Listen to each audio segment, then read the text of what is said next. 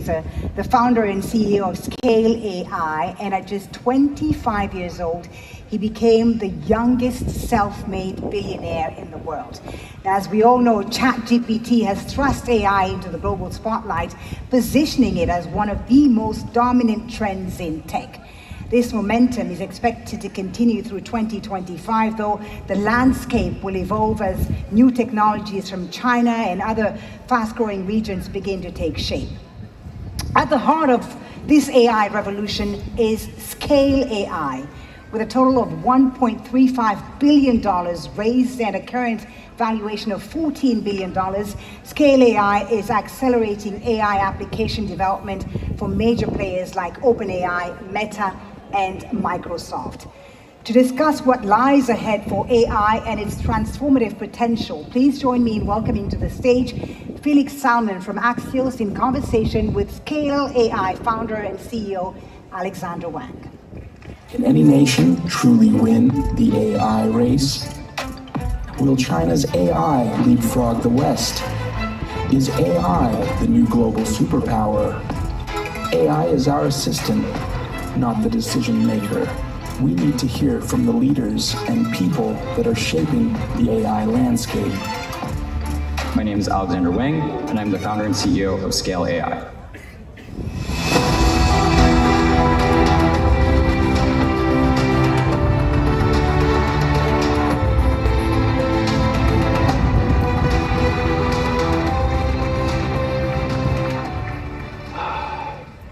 Hello, Doha. Thanks for having us, and Alex, thanks for making it all the way here for this chat. It's going to be fascinating. We're talking in a period of geopolitical chaos, I think is fair to say, and the stated title of this talk is like there is. Well, actually, you just ran an ad in the Washington Post the day before yesterday. You took out a full-page ad in the Washington Post. What did it say? We took out this ad the day after the inauguration. It said, "Dear President Trump, we must win the AI war." That was basically it. Full-page ad. Those were the only words. America must win the AI war. Wow. It's kind of a little bit terrifying. Obviously, you're an American. You went to the inauguration. I'm kind of fascinated. Can we have a quick show of hands? Like, how many people in this room would agree with Alex that America must win the AI war? 2? How many would disagree? Okay, this is not a friendly audience. This is like an overwhelmingly skeptical audience when it comes to that. So make your case, because these people need to be convinced. Well, first off, this is something I've been consistent about, dating back to in fall of 2022, before even ChatGPT was released. I published a blog post about the AI war and how to win it from the perspective of an American, and effectively called out that, hey, it's clear that AI is going to fundamentally change the nature of national security, the nature of warfare. I think the degree to which this is true is somewhat underrated even today. And when there are these large discontinuous shifts, it's important that you acknowledge the moment, and as we in America, that we were able to be leaders in this technological change. I think other contexts, there are a number of papers and sort of reports from the CCP, from the Chinese Communist Party and the People Liberation's Army, dating back to 2017 and 2018, where they speak about how they believe that this new batch of technologies, AI being sort of the central one, are an opportunity for the the Chinese military to leapfrog current leaders, despite the fact that they're currently behind in their view. They see these new technologies as sort of a stepping stone or an opportunity. If they overinvest in them, to leapfrog sort of Western powers. So that's kind of the context. And just to be clear, like one of the sort of fun facts about Scale AI, I don't know how familiar this audience is. You're mostly known for hiring a whole bunch of humans to train up AIs, but you're also a defense tech company. Yeah, so we think about ourselves as the Humanity First AI company, and our goal is to ensure that we build AI models and applications that ultimately work for humanity. This sort of breaks down in two core pieces. So the first is that our data foundry, our technology, is used to power nearly every major AI model, from OpenAI to Google to Meta to XAI and many of the leading large models. DeepSeek? Not DeepSeek. Not DeepSeek. Well, I'm sure we'll talk about that in a bit. And then we also partner very closely with large enterprises and governments to ensure that they're able to apply the technology effectively. I think important context as well. I grew up in Los Alamos, New Mexico, the birthplace of the atomic bomb, and both my parents were physicists who worked at the national lab there.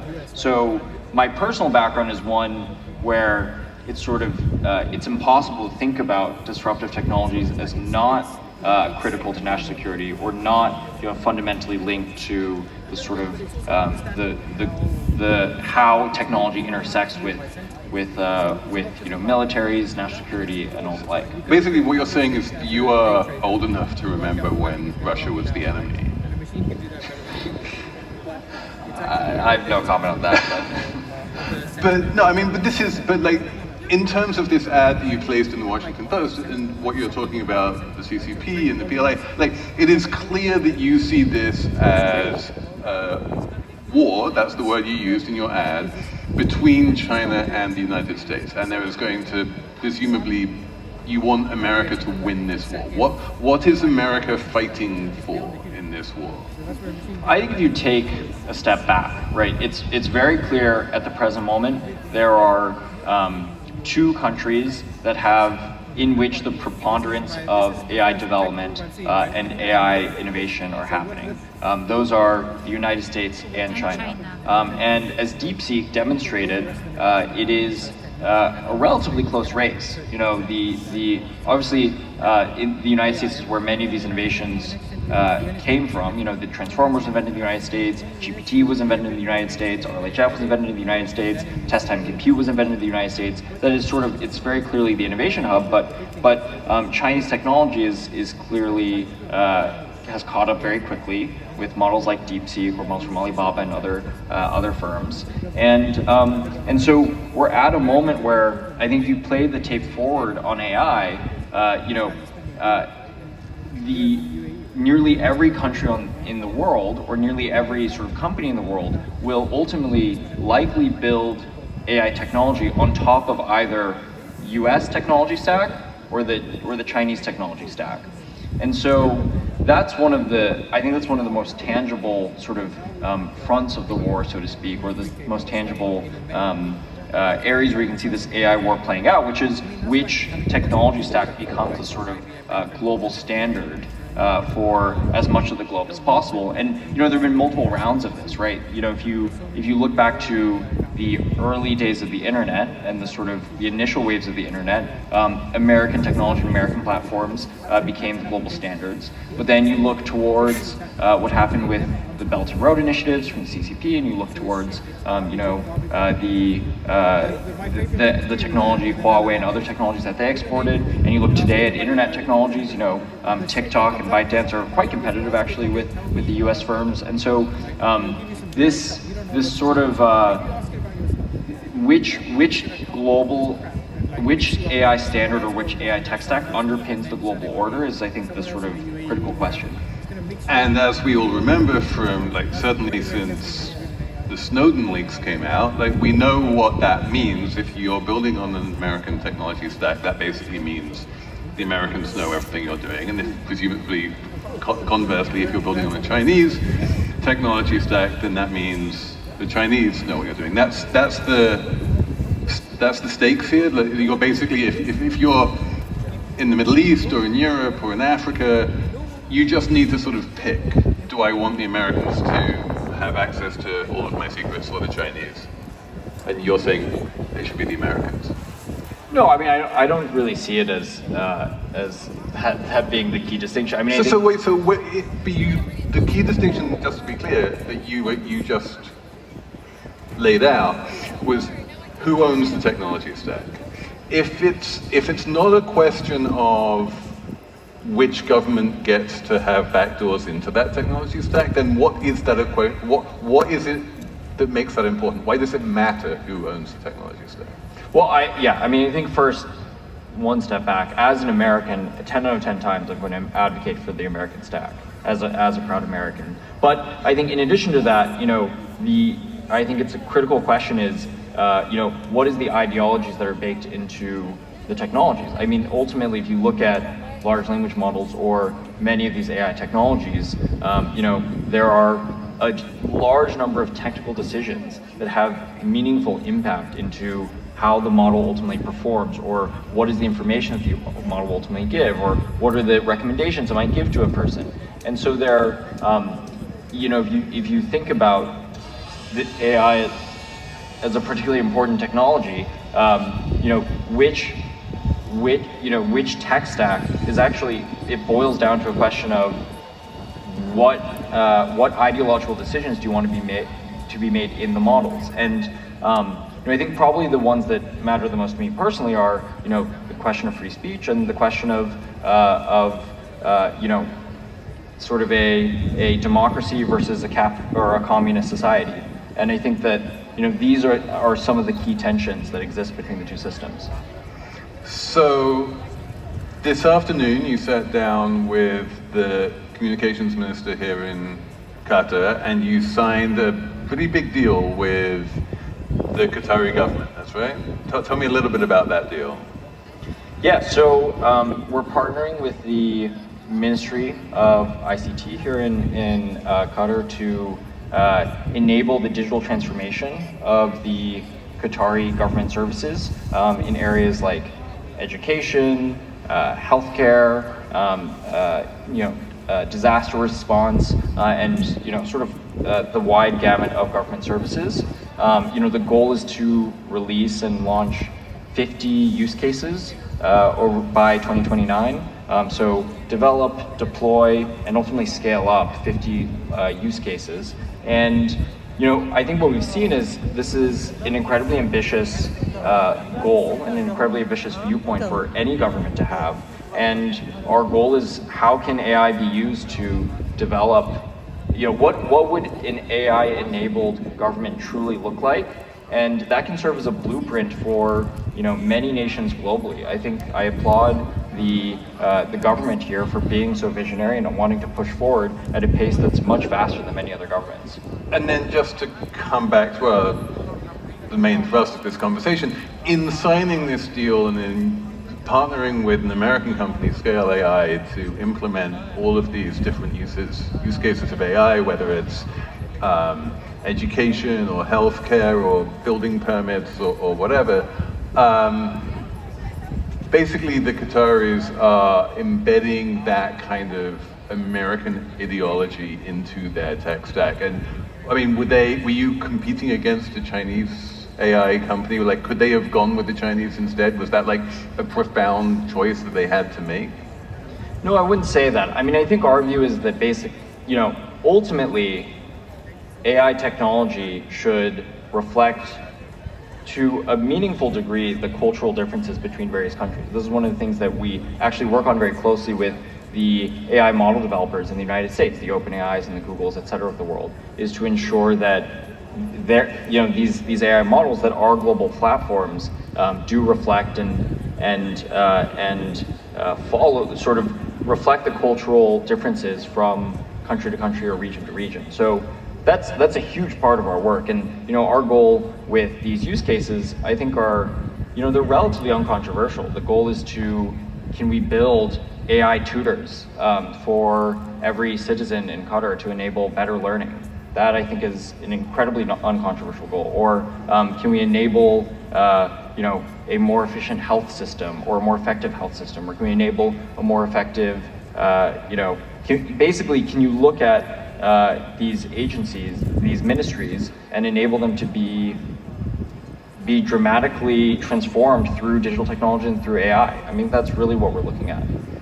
This, of course, you and I both live in the United States, and the place that you hear about AI being put to work transforming an agency more than anywhere else is very much Palantir in the Defense Department. You also work for the Department of Defense. I'm not going to ask you what you do for it because no one ever says anything, but are you, one of the sort of received opinions about Palantir is that it basically has a monopoly on that business. Is that true, or are you like competing with them in working for the secret bits of the US government? We actually partner quite a bit with Palantir in a number of occasions. I mean, I think generally speaking, if you look at the US government or transforming any government, frankly, it's not really a competition between tech companies. It's a competition between the existing incumbents who, in the United States, there's defense primes or whatnot. It's really a discussion of are there opportunities for upstarts and for startups to succeed in that kind of environment? And so Palantir's obviously demonstrated that, and they really paved the way, I think, for companies like ourselves and Anduril and others to succeed. You've just come off a tour of Europe, and I think you just met with Narendra Modi as well. Like, tell me a little bit about, since you're talking to heads of state and I'm not, what are they saying in terms of this worldview, this kind of Manichaean worldview that you have of like, there's the good guys and the bad guys, there's the Americans and the Chinese, you've got to sort of pick a side. Do they buy into that? Well, I think there's a number of topics that are top of mind for governments when it comes to AI. So I think actually top of the list for many heads of state is kind of what we've discussed with the Qatari government, which is how do you use AI to improve government services and government efficiency? And that honestly is probably the top, the key use case or the key issue on many leaders' minds. There's also the question of how AI can provide more economic opportunity for their citizens and for their countries. So how can AI be a mechanism or sort of a vector for job growth and economic opportunity growth within the countries? That's a very key question, especially in larger countries. AI and national security is a topic, and I think the last one, which gets to what you're saying, is like, what are going to be the global AI standards?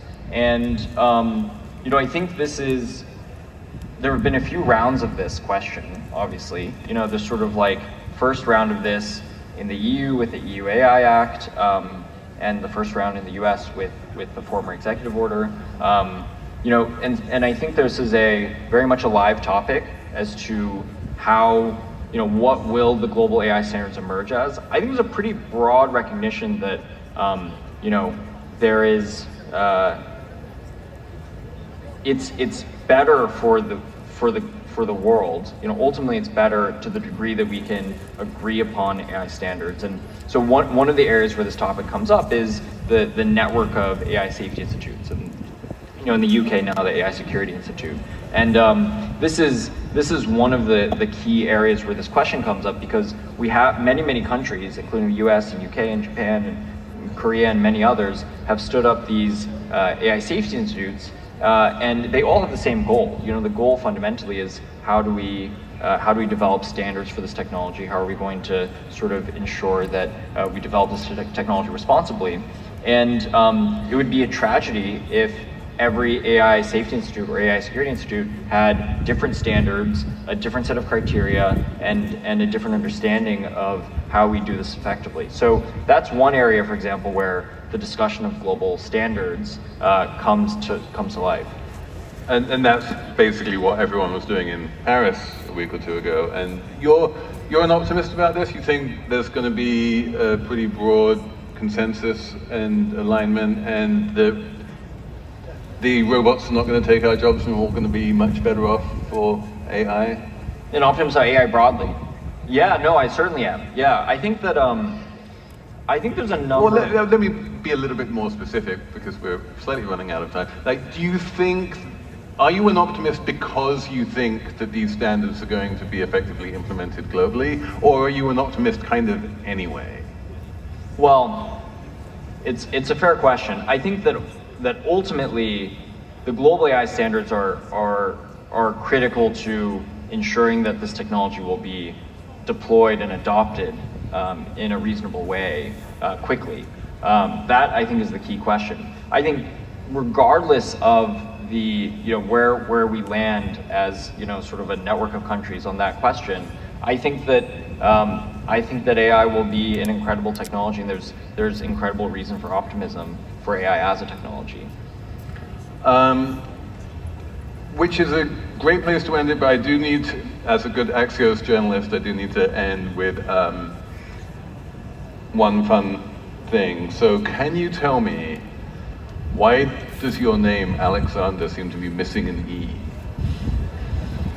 It truly is just the name that my parents gave me. So, and it's actually been kind of a, I often get comments, which is, why is your name spelled like a startup? Why it feels like almost like a branding decision. I assure you it isn't. I assure you my birth certificate has spelled Alexander this way my whole life. Sometimes I get in Ubers and people are very, very confused. But no, I think it's one of the ways I think about it is I grew up with a relatively strange name, and that sort of conditioned me, or sort of made me accustomed to being a little bit different, which has been probably for the better throughout my whole life. As a Felix, thank you for sharing, and thank you for coming on to Web Summit. Thank you.